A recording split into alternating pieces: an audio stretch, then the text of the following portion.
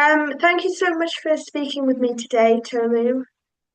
Um, I know that Ellie recently did an interview with you talking about the publishing side of the Roaring Lion, Yeah.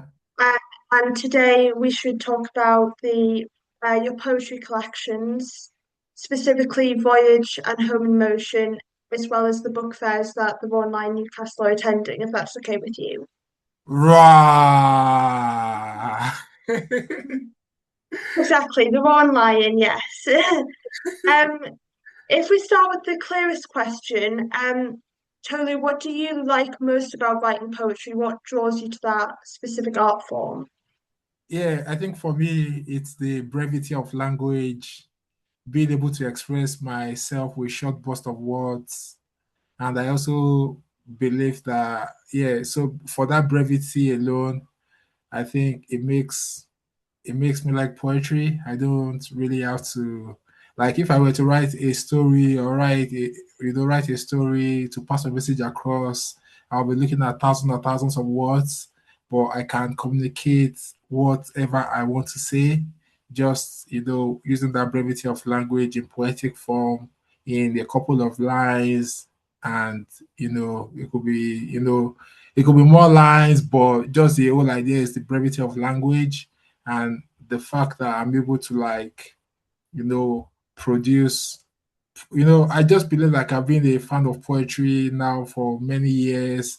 I've been writing it for years, and it's just been like I've embodied poetry as well. So I think that's why nowadays you find me writing more poetry, you know, more poetry books compared to other literary genres. Yes, but the most important thing that draws me to poetry is the brevity of language. Hmm. I'm interested because I've just read your poetry collection Voyage Love Poems, Yeah. and you said in the preface of that you got inspiration for that collection from a conversation you had with a mentee of yours. Yeah. I was just wondering, where does your inspiration for poetry come from mostly? Yeah, so I am mostly known as an observation poet, a poet who fits mostly on the human experience, either my own experience of others. So for me, inspiration comes from everything and everywhere. It could be from, the environment, from nature, from my relationships of people around me, from life in general, for things I read about, from things I've heard, from things I eavesdrop, from conversations, just from everything. Yeah. Yeah. So as an observational poet, who writes mainly about the human experience, then I tend to get my inspiration from the whole of the human experience, life, love, loss, heartbreaks, mental health. So my inspiration for writing, for poetry, comes from the whole essence of humanity. Wow, that's really interesting to just soak up everything that you see and hear and write from that point of view. If you were giving advice to writers, what would you say for them trying to get inspiration and not knowing where to start? Yeah, it could just be from you are looking for inspiration. Just look out, write down a list of things happening around you, around the environment. You could take a walk for starters, even if it's just to write about what you see on that walk. Observe what's going on around you. I've written things around, the what's it called? Emotion, the dog walker, and that was for me just going on my morning run, my morning walk, and meeting a lot of dog walkers and all of those things. Yeah, so all of those things sum up to become what gives us inspiration. Things that happen around us. In Voyage, I wrote a poem titled Moped, and that was just from a little conversation with a mentee of mine. We had gone to this to the Moped poetry group, and we are coming back, and she was just making conversations, we were talking around Moped, and yeah. So for me, I feel like if you're looking for experience, just look around you from everyday occurrences, from your life, from people who have been here, from people who are currently here, and there's so much and a whole lot for us to get inspiration from. And yeah, I think that I hope this will be helpful for someone who is looking for inspiration as well. Are you in terms of inspiration, are you a type of writer or poet that will write down everything and then edit later the good ideas from the ones that you don't think are up to par, or do you select what you write, or do you just like to write everything down? Yeah, so I think first I tend to write first, then like I tend to write, then go back, just to keep polishing it and editing and all of that. Yeah, so just keep Mm. writing first and then go back into it, keep editing, keep polishing. And if I feel, oh, this will not make the cut at the end, I'll make the selection. But yeah, I like to start writing first. But even whilst writing, I also like to keep polishing as well, just to ensure it's fit for purpose, or if it's going to be part of a collection, it's worthy of being in the collection. Would you say that there are themes in your poetry or your writing that you consistently go back to as like kind of pillars of your writing? Yeah, I think a common thing for me will be, I would say, maybe just life experiences, love, heartbreak, loss. I think these are just like common factors in my books. I also think I like to write a lot about the Black experience, the migrant experience as well. So this always reoccur in most of my collections. So whether mental health, Black experience, migrant experience, love, loss, heartbreak, and yeah, yeah, I would say those. Which poet would you say inspires you the most? It's quite a big question, isn't it? Yeah, it is. Yeah, it's a big and really good question. Yeah, I'll say Charles Bukowski, and yeah, Bukowski, the American poet, and I think the inspiration why I draw inspiration from him is that I just read his book and I'm laughing, you know, I'm laughing and I'm taking it all in. So for me, Charles Bukowski is a poet that I draw a lot of inspiration from because his poem is just, he doesn't hold anything back. He's so expressive.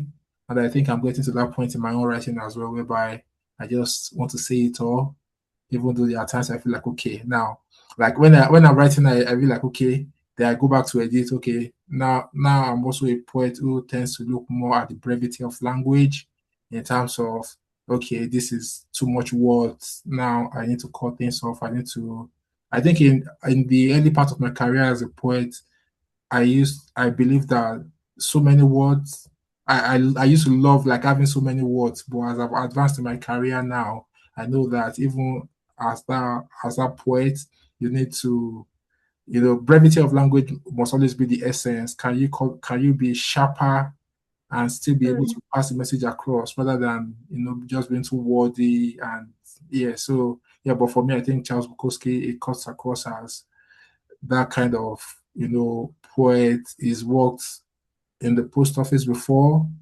I Mm. also tried to work at the post office, but I guess I wasn't cut out for that.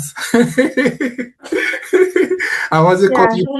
I wasn't cut out for that. Yeah, so but yeah, is and he had success at a later stage in his life. Yeah, so but it's one poet I really admire for his craziness, his wittiness, and the fact that he doesn't hold anything back in his writing as well. And Bukowski had a book about post office, didn't he? Something. Yeah, yeah, Um, the post office. Yeah, yes, yes, I remember that. Yeah, very good.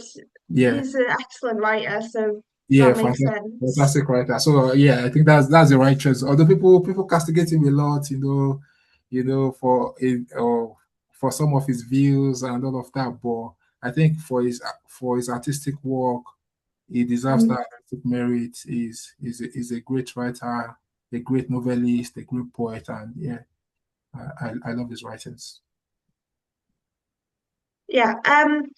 About your Voyage collection of poetry.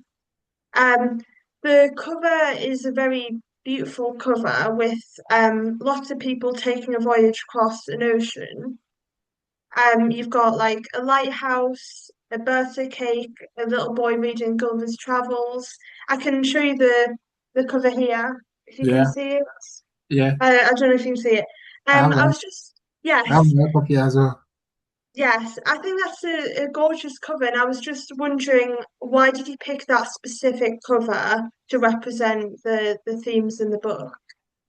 Yeah, for me, it's just to show that life itself is a voyage, and we all are just journey men, journey women on this voyage of life on this side of the divide. And yeah, so wherever that voyage takes us to. So I think the cover is just to depict different people, you know, journeying through journeying through life, you know, and for me that's the essence of life. Life itself is a voyage. One day we are here, the next we are no longer here. So I think the reason why that cover really resonates with me is just that it shows the many facets of life and how different people embark on different things throughout the voyage our life is. Mhm. Another poetry collection that I really enjoyed was Home in Motion, and that book throughout explains itself as being a love letter to Newcastle, the city. Yeah. And I was just wondering, what do you love so much about Newcastle City, and does it inspire you creatively in a certain way? Yeah, I think the thing I love most about Newcastle as a city is that Newcastle gave me a name, it gave me a voice, it gave me acclaim. Newcastle gave me everything I am today, and I am grateful to the city of Newcastle. I arrived the city of Newcastle in 2016 as a young man with dreams.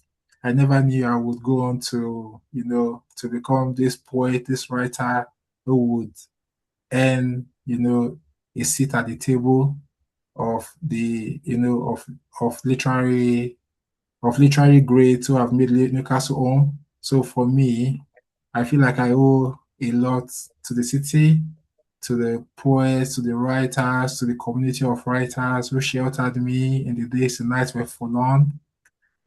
Poetry was my anthem and the verses my soul dances to. And I always tell people that even this is a point in one of my books. I hope you will find your own Newcastle as well. So for me, Newcastle is that city where if you are talking about the story of my life, that would be incomplete without making mention of Newcastle. And I always say, if Newcastle were to be a damsel, if were to be a woman, I would say, please, can you can you Mhm. be, can you be mine? And so Yeah, that goes to tell you how important the city is to me and my writing as well. well, that's really nice. And lastly, for the poetry section, is there any upcoming collections that readers can look out for that you've got in the works or are thinking about? Yeah, so if you had asked me this question last week, I would have said no. But Okay, yesterday I started writing again. So yeah, excellent. so if this question came last week, I would have said no. I've been, even in the conversation with Ellie, I was saying I haven't focused on my own writing for a while. I've just been focused on the books we're publishing at the Roaring Lion Newcastle and everything. But Mhm. yeah, yesterday I started writing again, and yeah, so hopefully that would be one that will be coming out at some point. Yeah, so but I'm very well into it now, and I always say that when I write.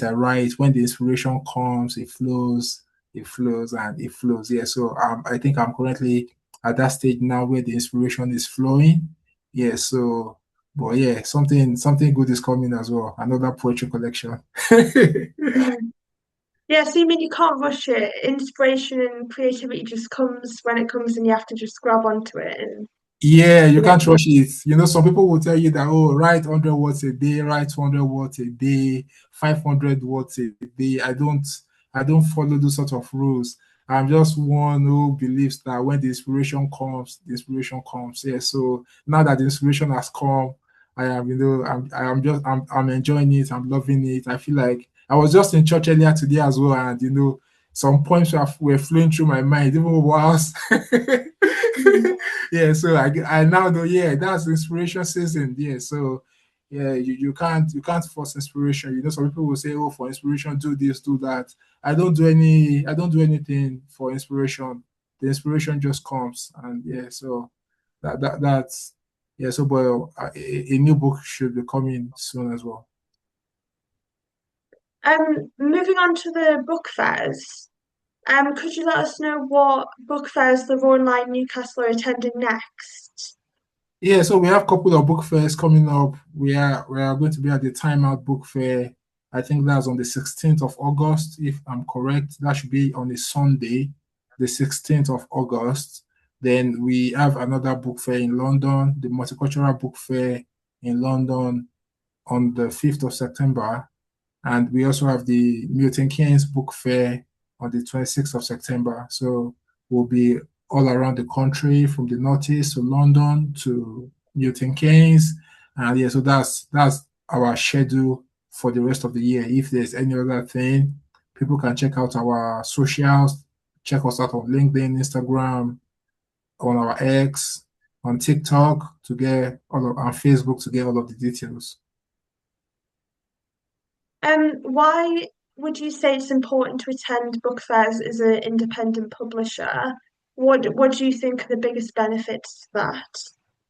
Yeah, for me, I think the biggest benefit is visibility to our titles, visibility for the authors on our imprint as well.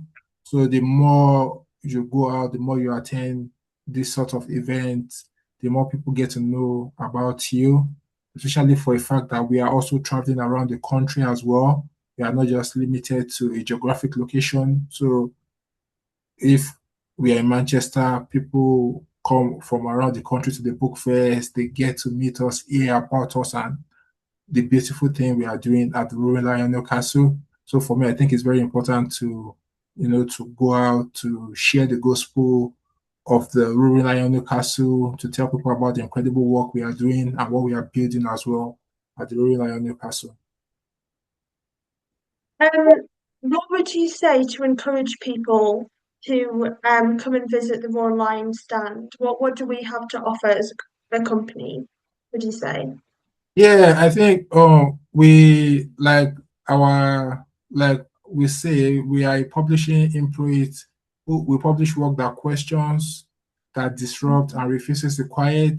So if you are looking for just a variety of reads from dark crime novel to collection of short stories to partial collections on love, on the human experience, on the migrant experience, on the Black experience, on mental health, we have essays like Unravel Your Hidden Gems, Awaken Your Inner Lion, Living by the Scripts.